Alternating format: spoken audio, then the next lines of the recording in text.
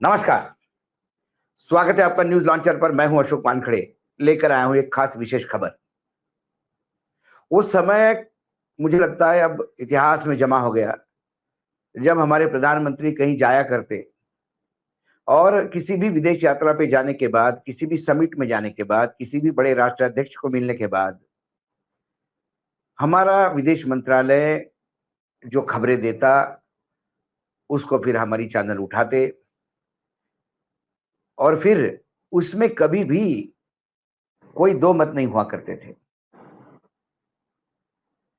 लेकिन कुछ सालों से हम देख रहे हैं कि प्रधानमंत्री कहीं जाते,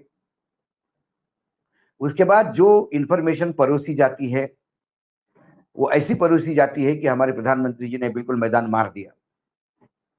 फिर जिस देश में वो जाते हैं, उस देश का मंत्रालय, विदेश मंत्रालय फिर अपनी खबरें परोसता है। तब पता पड़ता है कि जो हमारे यहाँ परोसा गया, उसमें से बहुत सारा झूठ था। कई बार वो भी झूठ हो सकते हैं, ये भी झूठ हो सकते हैं। ये तो दो व्यक्तियों के बीच की ही बात है। लेकिन हमारे यहाँ झूठ का रिकॉर्ड देखते हुए फिर एक संदेह तो होता है। हाल ही में प्रधानमंत्री 4 अप्रैल को थाईलैंड की राजधानी बैंकॉक गए। वहां एक समिट थी, bay of Bengal initiative for multi sectoral technical and economic cooperation, short में बिम्स्टेक। इस बिम्स्टेक का ये 6वां अधिवेशन था, समिट था। क्योंकि थाईलैंड चेयर कर रहा था तो थाईलैंड में होना था, तो प्रधानमंत्री गए। इसमें क्या पाया क्या नहीं पाया, क्योंकि भारत एक महत्वपूर्ण देश है, इसमें कोई दो मत नहीं। लेकिन सारा फोकस इस बार बांग्लादेश के मुख्य सलाहकार मोहम्मद यूनुस और प्रधानमंत्री नरेंद्र मोदी जी के मुलाकात पे था। क्योंकि बांग्लादेश हमारा वो पड़ोसी है जहां बहुत उलट पुलट हुई है। वहां भी लोकतंत्र, चुनाव नहीं हुए, जो इलेक्टेड सरकार थी उसके खिलाफ इतना बड़ा विद्रोह हुआ कि प्रधानमंत्री को वहां से भाग के भारत में शरण लेनी पड़ी। शेख हसीना भारत में शरण ली हुई है। और उसके बाद भारत के साथ जो उनका बिजली का जो व्यवहार हुआ था, एक एग्रीमेंट हुआ था हसीना के समय, जो अडानी सेठ को गिफ्ट में दिया था सरकार ने, उसमें भी विवाद हुआ। बहुत सारी चीजें थी। और फिर खासकर वहां पर हिंदुओं पे लगातार अत्याचार की खबरें, वहां पे अल्पसंख्यकों पे अत्याचार की खबरें, मंदिर में तोड़ने की खबरें, बहुत सारे वीडियो वायरल हो रहे थे। इसके बीच जब प्रधानमंत्री और यूनुस मिलेंगे तो यकीनन ये सारी बातें तो होगी। तो जो बातें छन के आ गई है वहां से, खासकर प्रधानमंत्री के 2-3 मुख्य मुद्दे हैं जिसपे ज्यादा कंट्रोवर्सी है। एक तो शेख हसीना का मुद्दा, तो प्रधानमंत्री की तरफ से इस पे कुछ बातचीत नहीं हुई। यदि मैं आपको हमारे विदेश सचिव की अ, बात कहूं कि उन्होंने इसके बारे में क्या कहा, शेख हसीना के बारे में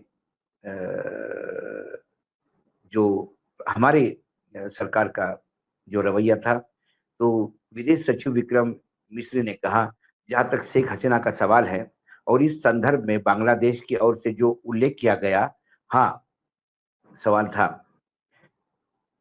यह मुद्दा चर्चा के दौरान उठा था। जैसा कि हमारे प्रवक्ता ने पहले भी आपको बताया, हमें इस मुद्दे पर एक संवाद प्राप्त हुआ है। इस समय पर आगे टिप्पणी करना उचित नहीं होगा। मिस्री का यह जवाब कूटनीतिक संयम और संवेदनशीलता का परिचय देता है, जो इस मामले की जटिलता को और गहरा करता है। यह संवाद न केवल भारत और बांग्लादेश के बीच में संबंधों की गतिशीलता को उजागर करता है, बल्कि सूचना के प्रसार, सत्य की खोज और अंतर्राष्ट्रीय मंच पर विश्वास बनाए रखने की चुनौती देता है। लेकिन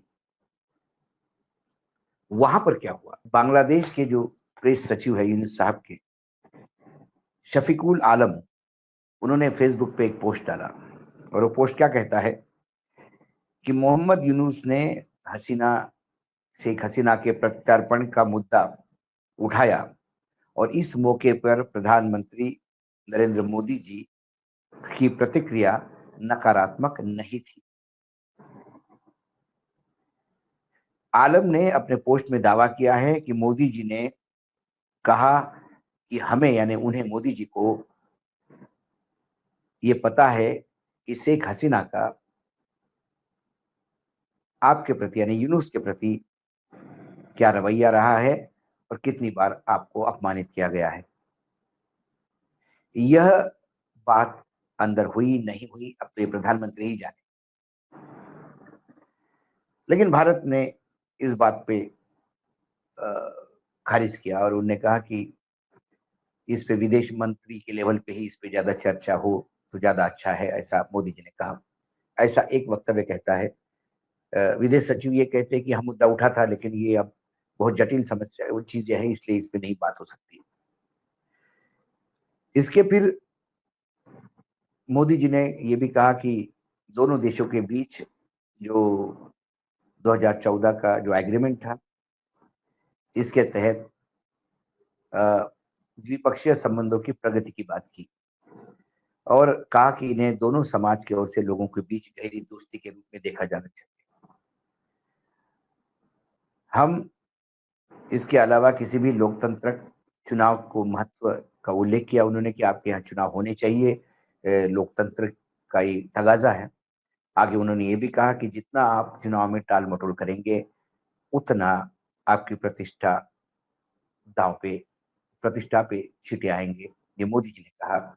ऐसे हमारी तरफ से लोग कहते हैं। जब बांग्लादेश में अल्पसंख्यक और खासकर हिंदुओं के ऊपर हमले, उनके मंदिरों में तोड़फोड़, उनके जान माल पे जो नुकसान हुआ, इसमें जब मोदी जी ने बात कही तो यूनुस के सलाहकार के अनुसार मतलब यूनुस के जो प्रेस थे उनके अनुसार उन्होंने कहा कि अल्पसंख्यकों पर जो हमले हो रहे हैं वो खबरें बेहद रक्त रंजित थी, इसमें अधिकांश न्यूज फेक थी।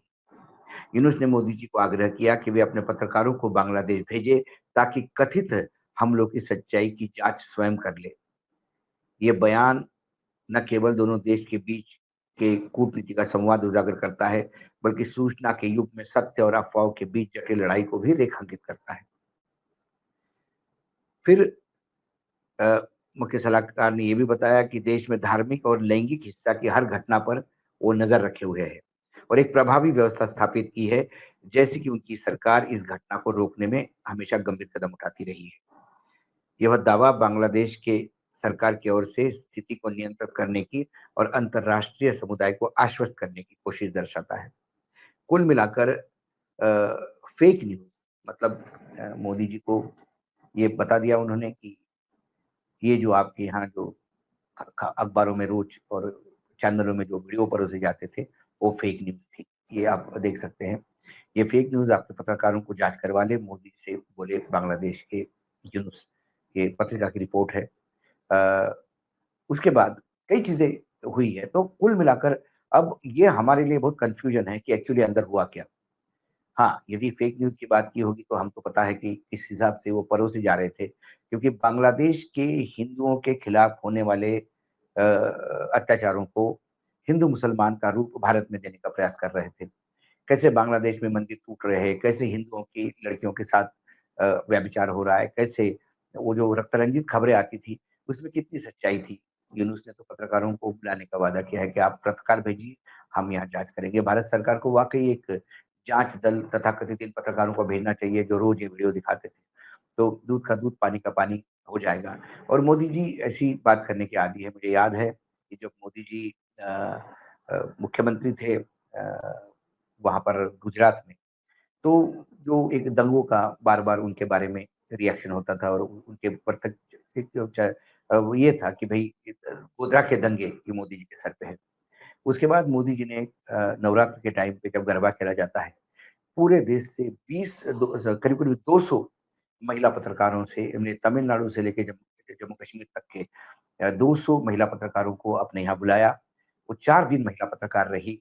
उन्हें गरबा उन्होंने कहा मोदी जी ने उनका जो वक्तव्य था कि आप भाई के घर में हो, आप निश्चिंत रहिए, आप शाम को गरबा खेलिएगा। हर एक को गरबा के कपड़े दिलवाए गए और उसके बाद उनको ये फ्री हैंड दिया गया कि आप अहमदाबाद में जहाँ भी जाना है आपको घूमिए, देखिए और दंगों की वास्तविकता देखिए।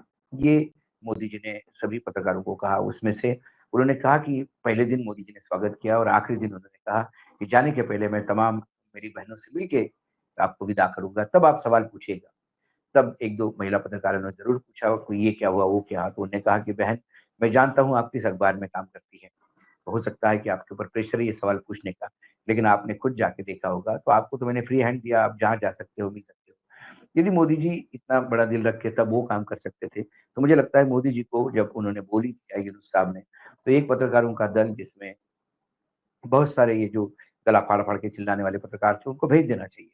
और वो यूनुस उनको बताएँ कि कहाँ मंदिर टूटे, कहाँ व्यभिचार हुआ, जो वीडियोज़ वो दिखा रहे थे, वो वीडियोज़ वो लेके जाएँ और वो टैली करें कि वो वीडियोज़ वहीं के हैं कि नहीं। ये भी कई जगह पे हम हिंदू-मुसलमान की कहीं की भी खबरें हमारे देश में प्रमुखता से हम दिखाने का प्रयास करते हैं, खासकर गोदी मीडिया, ताकि यहाँ का हिंदू भड़के, यहाँ का हिंदू जो मुसलमान है, उसके प्रति एक नफ़रत की भावना पैदा करे।